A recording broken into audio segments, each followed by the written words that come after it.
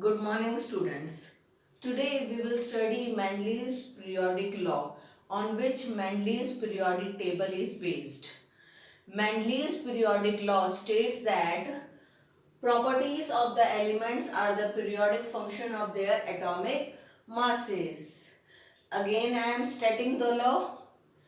It states that properties of the elements are the periodic function of their atomic masses. Means when elements are arranged according to the increasing order of their atomic masses, then after a certain period or interval, properties repeat, known as periodicity of elements. And this is all about Mendel's periodic law. देखिए, Mendeleev's periodic table Mendeleev's periodic law पे based है. Mendeleev's periodic law ये कहता है कि elements की जो properties होती हैं वो उसके एटॉमिक मासेस का पीरियोडिक फंक्शन होती हैं. इट मीन्स जब एलिमेंट्स को increasing order of atomic masses के अकॉर्डिंग अरेंज किया जाता है तो सर्टेन पीरियड बाद प्रॉपर्टी रिपीट होती है और इसको पीरियोडिसिटी ऑफ एलिमेंट्स भी कहते हैं, जिसके बारे में बताया गया है in Mendeleev's periodic law. For example, Mendeleev ने अपनी मेंडलीव्स पीरियोडिक टेबल में उस टाइम डिस्कवर्ड 63 एलिमेंट्स को increasing order of atomic masses के अकॉर्डिंग अरेंज किया, कर रखा है. नाउ अब सर्टेन पीरियड बाद आप खुद देख सकते हैं, जैसे ही फर्स्ट पीरियड खत्म होता है सेकेंड पीरियड स्टार्ट होता है. कौन आता है? लिथियम, जिसकी प्रॉपर्टी रिपीट होती है, रिजेंबल करती है, मैच करती है हाइड्रोजन के साथ. तो इस तरह से जैसे ही एक पीरियड ओवर खत्म हुआ, जो भी एलिमेंट आएगा उसकी प्रॉपर्टी उससे पहले वाले पीरियड के एलिमेंट जो उसी कॉलम में आ रहा है उससे प्रॉपर्टीज रिपीट, मैच, रिजेंबल करेंगी और इसे हम कहते हैं periodicity of elements. We can take any other example also.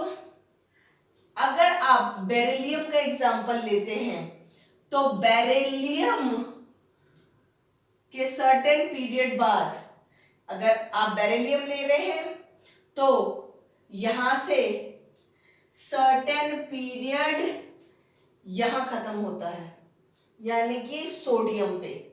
तो ये बेरिलियम है.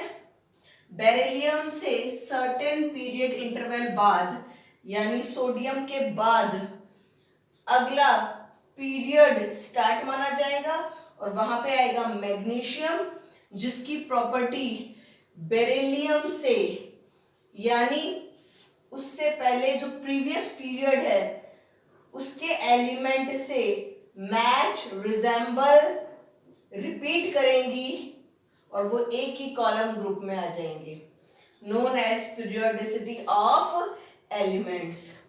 अगर आप बोरोन की बात करते हैं तो बोरोन से सर्टेन पीरियड बाद, बोरोन से अगर पीरियड की स्टार्टिंग करते हैं तो सर्टेन पीरियड खत्म होगा मैग्नीशियम पे और नेक्स्ट पीरियड स्टार्ट होगा एल्युमिनियम पे. तो बोरोन से सर्टेन पीरियड इंटरवल बाद अगला पीरियड एल्युमिनियम से स्टार्ट होगा, जिसकी प्रॉपर्टी अपने से प्रीवियस पीरियड के एलिमेंट की प्रॉपर्टी के साथ रिपीट, रिजेंबल, मैच करेगी तो वो उसी कॉलम ग्रुप में आएंगे और इसे कहते हैं पीरियोडिसिटी ऑफ एलिमेंट्स, जिसके बारे में बताया गया इन मेंडलीज पीरियोडिक लॉ. क्या बताया गया कि जब एलिमेंट्स को increasing order of atomic masses के अकॉर्डिंग अरेंज करेंगे, जैसा कि यहाँ किया गया है। तो सर्टेन पीरियड बाद प्रॉपर्टी रिपीट करेंगी। अगर आप हाइड्रोजन से पीरियड स्टार्ट कर रहे हैं तो सर्टेन पीरियड इंटरवल बाद लिथियम आएगा, जिससे hydrogen match resemble property repeat करेंगी, इसलिए वो एक कॉलम ग्रुप में आ गया। अगर आप बेरिलियम से पीरियड स्टार्ट कर रहे हैं तो सर्टेन पीरियड बाद मैग्नीशियम आएगा, जिससे प्रॉपर्टी रिपीट करेगी और वो एक ही ग्रुप कॉलम में आएंगे। अगर आप बोरोन से स्टार्ट करते हैं तो सर्टेन पीरियड बाद एल्युमिनियम आएगा, जिसकी प्रॉपर्टी बोरोन से रिपीट रिजेंबल मैच करेगी, and this is called periodicity of elements. Now अब है achievements of Mendeleev's periodic table. His first achievement is that he predicted some of the undiscovered elements in his periodic table. That elements are scandium, gallium, germanium, which were not discovered at that time, but he predicted these elements and left gaps for these undiscovered elements in his periodic table. देखिए, Mendeleev ने अपने time में discover 63 elements को अपनी periodic table में जगह दी, classify किया।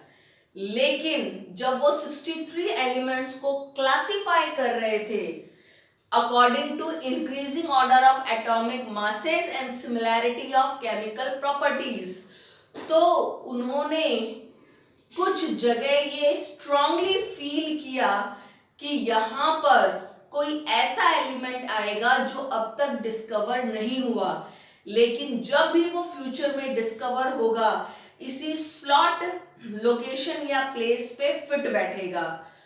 तो उन्होंने ऐसे कुछ गैप्स, खाली जगह छोड़ी, किसके लिए? अनडिस्कवर्ड एलिमेंट्स के लिए, जिसके लिए उन्हें लगा कि ये फ्यूचर में डिस्कवर होंगे तो यही फिट बैठेंगे। फॉर एग्जाम्पल, जब वो कैल्शियम और टाइटेनियम को क्लासिफाई कर रहे थे, ध्यान दीजिएगा, कैल्शियम का एटॉमिक मास होता है 40.08 और टाइटेनियम का होता है 47.90। तो उन्होंने देखा कि according to increasing order of atomic masses, calcium जिसका एटॉमिक मास 40.08 होता है वो पहले आएगा, और टाइटेनियम जिसका एटॉमिक मास होता है 47.90 वो बाद में आएगा। और तो और according to similarity of chemical properties, calcium group second में आएगा क्योंकि उसके ऑक्साइड और हाइड्राइड का जनरल फॉर्मूला सेकंड से मैच करता है, और टाइटेनियम ग्रुप फोर्थ में आएगा क्योंकि उसके ऑक्साइड और हाइड्राइड का जनरल फॉर्मूला ग्रुप फोर्थ से मैच करता है। इसका मतलब कैल्शियम और टाइटेनियम को पीरियड 4 की फर्स्ट सीरीज में ग्रुप सेकंड और ग्रुप फोर्थ में जगह मिली। तो कौन सा प्लेस यहाँ पे स्किप हो गया? ये हुआ ग्रुप थर्ड वाला प्लेस। तो उन्होंने सोचा कि कैल्शियम जिसका एटॉमिक मास 40.08 है और केमिकल प्रॉपर्टीज यानी ऑक्साइड और हाइड्राइड का जनरल फॉर्मूला RORH2 यानी ग्रुप सेकंड से मैच करता है, इस अकॉर्डिंग वो ग्रुप सेकंड पीरियड 4 की फर्स्ट सीरीज में आ रहा है। और टाइटेनियम जो उसके जस्ट बाद मेरे पास है जिसे मुझे क्लासिफाई करना है, वो उसके जस्ट बाद तो आएगा लेकिन ग्रुप थर्ड में नहीं, उसको स्किप करके ग्रुप फोर्थ में आएगा क्योंकि उसके ऑक्साइड हाइड्राइड का जनरल फॉर्मूला केमिकल प्रॉपर्टी 4 से मैच करती है। इसका मतलब मेरे पास कैल्शियम के बाद टाइटेनियम है, कैल्शियम ग्रुप सेकंड पीरियड 4 की फर्स्ट सीरीज में आ गया और टाइटेनियम ग्रुप थर्ड की पोजीशन को स्किप करता हुआ ग्रुप फोर्थ में पोजीशन बनाता है इन पीरियड 4 फर्स्ट सीरीज। तो ये जो प्लेस है ये स्किप हो रही थी, यहाँ पे कोई एलिमेंट नहीं आ रहा था। तो मेंडलीव ने सोचा कि कैल्शियम के बाद मेरे पास टाइटेनियम है। कैल्शियम का एटॉमिक मास 40.08 है, टाइटेनियम का 47.90 है। लगभग अप्रोक्सीमेटली 7 का डिफरेंस यहाँ पे आ रहा है। ऊपर से ग्रुप थर्ड वाली पोजीशन स्किप हो रही है, तो इस पोजीशन पे कोई एलिमेंट भी नहीं है और इससे पहले और बाद वाले एलिमेंट में 7 का डिफरेंस है। तो इसका मतलब इन दोनों के बीच में शायद कोई ऐसा एलिमेंट है जो अभी तक डिस्कवर नहीं हुआ, लेकिन जब भी डिस्कवर होगा वो इसी पोजीशन पे फिट बैठेगा, यानी कि ग्रुप थर्ड में आएगा, उसके ऑक्साइड और हाइड्राइड का जनरल फॉर्मूला ग्रुप थर्ड से मैच करेगा और उसका एटॉमिक मास कैल्शियम और टाइटेनियम यानी कि 40.08 और 47.90 के बीच का होगा। तो इस अकॉर्डिंग एटॉमिक मास इन दोनों के बीच का होगा, तो इन दोनों के बीच में और केमिकल प्रॉपर्टी यानी ऑक्साइड हाइड्राइड का जनरल फॉर्मूला ग्रुप थर्ड से मैच करेगा, तो वो ग्रुप थर्ड और पीरियड 4 की फर्स्ट सीरीज में यहां पर आएगा। लेकिन अभी वो अनडिस्कवर है, तो उन्होंने यहां पर एक गैप छोड़ दिया और इस गैप की जगह उन्होंने लिखा एका बोरोन। एका बोरोन, एका E-K-A, एका इज अ संस्कृत वर्ड। एका एक संस्कृत वर्ड है या यूं कहूं एक संस्कृत नंबर है जिसका मतलब होता है फर्स्ट। और बोरोन आप सब जानते हैं, इसका मतलब ये है कि इस प्लेस स्लॉट पे वो एलिमेंट आएगा जिससे पहले फर्स्ट प्रीसीडिंग पहले आने वाला एलिमेंट बोरोन है। तो वहां पे वो एलिमेंट आएगा जो अभी तक अनडिस्कवर है, लेकिन जिस दिन भी डिस्कवर होगा वो यही आएगा, क्योंकि उसका एटॉमिक मास कैल्शियम और टाइटेनियम के बीच का होगा और केमिकल प्रॉपर्टी ऑक्साइड और हाइड्राइड का जनरल फॉर्मूला ग्रुप थर्ड से मैच करेगा, तो वो ग्रुप थर्ड पीरियड 4 की फर्स्ट सीरीज में यहां पे आएगा और उसकी जगह लिख दिया एका बोरोन। एका एक संस्कृत नंबर कह सकते हैं आप, जिसका मतलब होता है फर्स्ट, यानी उससे पहले आने वाला एलिमेंट बोरोन है। तो आप देख सकते हैं उस ग्रुप में सबसे पहले आने वाला एलिमेंट कौन है, बोरोन। तो इस तरह से उन्होंने हिंट दे दिया कि यहाँ पे किस तरह का एलिमेंट आएगा। फिर उसके बाद जिंक और आर्सेनिक, ये दो एलिमेंट्स मेंडलीव के पास थे। जिंक का एटॉमिक मास होता है 65.37 और उसके ऑक्साइड और हाइड्राइड का जनरल फॉर्मूला ग्रुप सेकंड से मैच करता है। तो according to increasing order of atomic mass and similarity of chemical property, zinc ने जगह बनाई ग्रुप सेकंड पीरियड 4 की सेकंड सीरीज में। और उसके जस्ट बाद जो मेंडलीव के पास डिस्कवर्ड एलिमेंट था जिसे उसे क्लासिफाई करना था, वो था आर्सेनिक, जिसका एटॉमिक मास होता है 74.92 और केमिकल प्रॉपर्टी यानी ऑक्साइड और हाइड्राइड का जनरल फॉर्मूला मैच करता है फिफ्थ ग्रुप से R2O5 RS3 से। तो according to increasing order of atomic masses and similarity of chemical properties, zinc जगह बनाता है ग्रुप सेकंड पीरियड 4 की सेकंड सीरीज में और आर्सेनिक जगह बनाता है ग्रुप फिफ्थ पीरियड 4 की सेकंड सीरीज में। तो जिंक के बाद कौन आ रहा है, आर्सेनिक, और ये दो पोजीशन यानी कि ग्रुप थर्ड और ग्रुप फोर्थ वाली पोजीशन स्किप हो रही है, यहां पर कोई एलिमेंट नहीं आया। तो मेंडलीव ने फील किया कि मेरे पास जिंक के बाद सीधा आर्सेनिक है। जिंक का एटॉमिक मास 65.37 है और आर्सेनिक का 74.92 है। लगभग दोनों एलिमेंट्स में 10 का डिफरेंस है। ऊपर से जिंक ग्रुप सेकंड में और आर्सेनिक ग्रुप फिफ्थ में आ रहा है, तो ग्रुप थर्ड और फोर्थ की पोजीशन भी स्किप हो रही है। तो इसका मतलब जिंक और आर्सेनिक के बीच में there must be two elements which are not discovered. तो मेंडलीव ने क्या सोचा कि जिंक और आर्सेनिक के बीच में जरूर दो ऐसे एलिमेंट है जो अभी तक डिस्कवर नहीं हुए, लेकिन जब भी डिस्कवर होंगे वो वहीं फिट बैठेंगे। क्यों? क्योंकि उनका एटॉमिक मास जिंक और आर्सेनिक के बीच का होगा और उनकी केमिकल प्रॉपर्टी मैच करेंगी ग्रुप थर्ड और ग्रुप फोर्थ से। तो वो ग्रुप थर्ड और ग्रुप फोर्थ में इन स्लॉट्स पे फिट बैठेंगे। तो इसलिए मेंडलीव ने इन दो स्लॉट पे भी गैप छोड़ दिया और यहां पे लिखा गया ए का एल्यूमिनियम और यहां पे ए का सिलिकॉन। आप समझ ही गए होंगे एका का मतलब फर्स्ट कि मतलब इस एलिमेंट से पहले आने वाला एलिमेंट है एल्यूमिनियम। आप देख सकते हैं इस एलिमेंट से पहले आने वाला एल्यूमिनियम है और इस एलिमेंट से पहले आने वाला सिलिकॉन है। तो इस तरह से मेंडलीव ने अपने पीरियोडिक टेबल में कुछ गैप्स छोड़े फॉर अनडिस्कवर्ड एलिमेंट्स और उनकी जगह लिखा ए का बोरोन, ए का एल्यूमिनियम, ए का सिलिकॉन। नाउ सेकंड अचीवमेंट ये है whatever gaps Mendeleev left for undiscovered elements, that gaps, that predictions were quite right, because when these undiscovered elements were discovered they exactly accommodated in those left spaces। कहने का मतलब Mendeleev ने जो gaps छोड़े, जो predictions उसने अंदाजे लगाए अबाउट अनडिस्कवर्ड एलिमेंट्स कि ये मैं गैप छोड़ रहा हूं और यहाँ पे ये अनडिस्कवर्ड एलिमेंट्स हैं जो जब भी डिस्कवर होंगे यहीं पे अकोमोडेट फिट होंगे।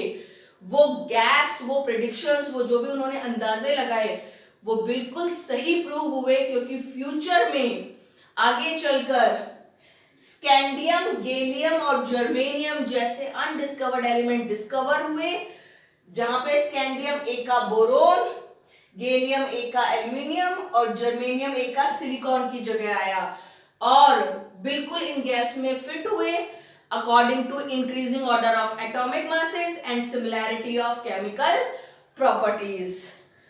Now third achievement, discovery of noble gases did not disturb the classification given by Mendeleev because their chemical properties are quite different from the chemical properties of other elements, as they have completely filled outermost shells. That is why they occupied a different group in a table and did not disturb other elements groups। कहने का मतलब जब Mendeleev ने अपनी periodic table दी तब Nobel gases जैसे कि helium, neon, argon जैसी गैसेस डिस्कवर नहीं थी, तो उन्होंने इन नोबल गैसेस को अपने क्लासिफिकेशन में कोई जगह नहीं दी। लेकिन जब भी ये गैसेस डिस्कवर हुई इन्होंने मेंडलीव के क्लासिफिकेशन टेबल को बिल्कुल भी डिस्टर्ब नहीं किया, क्योंकि इनकी केमिकल प्रॉपर्टीज बाकी सारे एलिमेंट्स की केमिकल प्रॉपर्टीज से बिल्कुल अलग थी।